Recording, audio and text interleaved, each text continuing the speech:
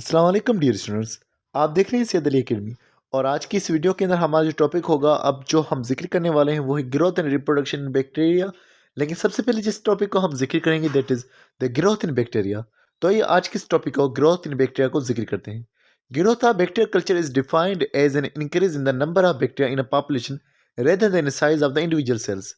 तो ग्रोथ का मतलब होता है कि बैक्टीरिया का जो तादाद है वो बढ़ जाए एक इलाके में, ना कि उनकी सेल्स की साइज बढ़े।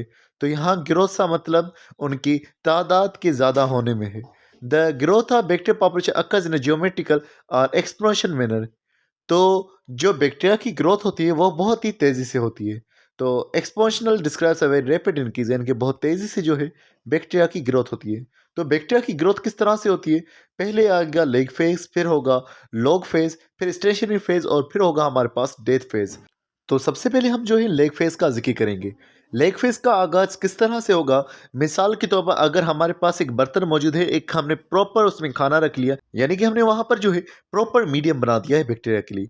अब होगा क्या कि बैक्टीरिया जो है उनके सेल्स की साइज जो है ग्रो होती रहेगी। बैक्टीरिया अपने अंदर एंजाइम्स बनाता रहेगा ताकि वो जो है आगे चल करके डिवाइड हो सके। लेकिन लेग फेस के अंदर कोई डिवीजन फिलहाल नहीं होगी। तो आइए इसको हम अब जो है तफसील से यहाँ पर पढ़ते हैं।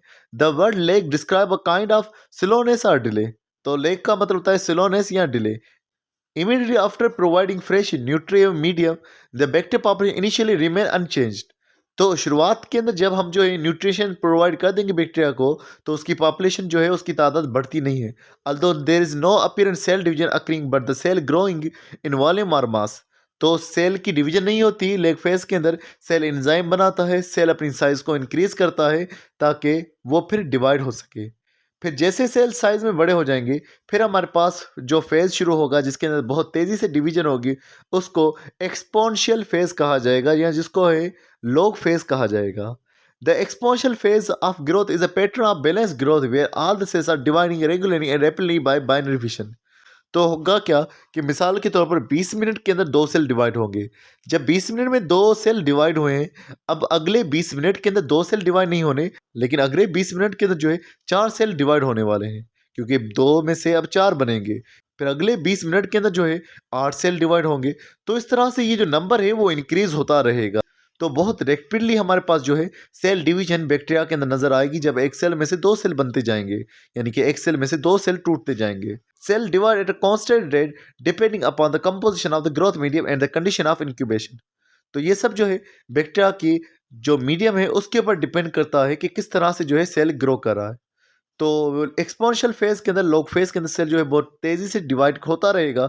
फिर उसके बाद सेल की जो है वो रुकावट होना शुरू हो जाएगी। सेल की रुकावट क्यों होना शुरू हो जाएगी? बैक्टीरिया की ग्रोथ फिर दोबारा से नीचे क्यों जाएगी? वजह ये होगी कि मीडियम के अंदर पहले तो बैक्टीरिया डिवाइड होते जा रहे थे, बढ़ते जा रहे थे, लेकिन अब उनका खाना जो है वो कम होता जा रहा है। और उसके अलावा मेटाबॉलिज्म के नतीजे में जो है टॉक्सिक मटेरियल भी ज़्यादा प्रोड्यूस होने लगे हैं। तो क्या होगा? फिर होगा स्टेशनरी फेज, यानी कि जो ग्रोथ होगी बैक्टीरिया की, जो डिवीजन होगी बैक्टीरिया के सेल्स की, वो और बैक्टीरिया की जो डेथ होगी वो कांस्टेंट होगी। यानी कि बैक्टीरिया जितने बढ़ते रहेंगे उतने ही साथ साथ मरते भी रहेंगे। The log phase of bacterial growth is followed by the stationary phase. Log phase के बाद जो है स्टेशनरी फेज शुरू होगा, in which the size of population of bacteria remain constant. तो बैक्टीरिया की तादाद जो है कांस्टेंट रहेगी। Increase in bacteria population has been simply stopped. Bacteria की तादाद आहिस्ता आहिस्ता से जो है स्टॉप होना शुरू हो जाएंगी। In this phase rate of reproduction is equal to the rate of death. तो जितने नए बनते जाएंगे उतने ही जो है वो मरते भी जाएंगे। तो फिर उसके बाद जो है जब बहुत ज़्यादा तादाद में बैक्टीरिया मरते भी जा रहे हैं और फिर जो है टॉक्सिसिटी ज़्यादा हो गई है, तो अब ज़्यादा मज़ीद नहीं बढ़ेंगे और फिर जो बाकी बचा वो है उनकी डेथ। तो डेथ होना शुरू हो जाएगी। तो अब हमारे पास जो फेज़ है जिसका नाम है death phase. If incubation continues after the population reaches stationary phase, a death phase follows। अगर फिर भी थोड़ी बहुत तादाद बढ़ती रही स्टेशनरी फेज के बाद भी, तो फिर जो है अब डेथ फेज भी शुरू हो जाएगा। In which the viable cell population declines. जब सेल की एक बड़ी तादाद जो है वो डिक्लाइन यानी कि कम होती जाएगी। During this the rate of death is higher than the rate of reproduction.